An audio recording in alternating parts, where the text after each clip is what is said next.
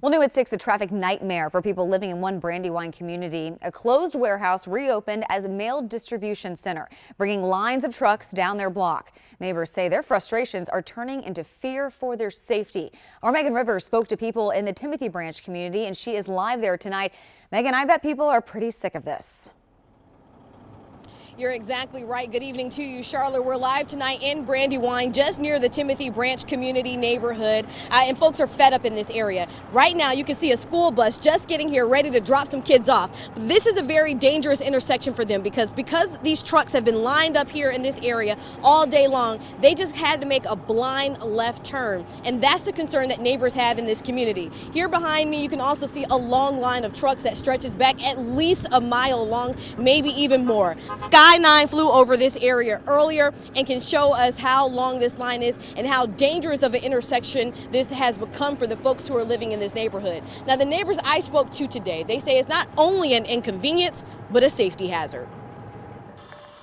On Mattawoman Drive sits the newly developed Timothy Branch community. It's filled with new townhomes and condos,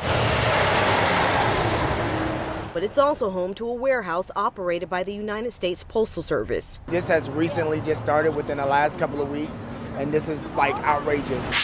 DeMarcus Coleman is a first-time homeowner. He was looking forward to living in this relatively new neighborhood, but says the experience has been soiled because of the noise from the tractor trailers coming in and out of the community. We have trucks here at 5 o'clock in the morning to midnight. We're just having a big safety issue for our kids in the community. We have a little bit of elderly people in the community that just want to walk. You can barely hear yourself think. So for us that are still working from home, it's just a huge inconvenience. He's not alone in his frustration. Rita Robinson says she and her family chose this neighborhood when the warehouse was unoccupied. It was an empty warehouse. It was empty for years, and they've opened up. Again, it's a 24-hour facility, and it's just nonstop. The traffic mayhem the trucks are causing is just a portion of Carmen Lewis's concerns. This is not about inconvenience, it's about safety. Right behind me, there is a townhome that was hit by a tractor trailer exiting from the warehouse. A light pole was knocked down.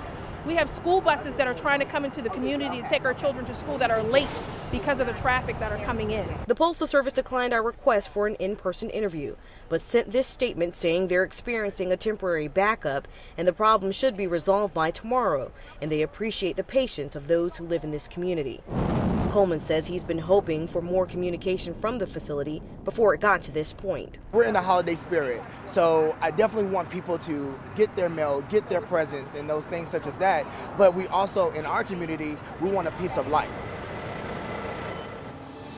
Well, the Postal Service also says that they have identified other staging areas to hopefully get some relief for the folks who are living in this community. But here again tonight, these trucks have been lined up in this area all day long, and they're hoping that they'll get some relief.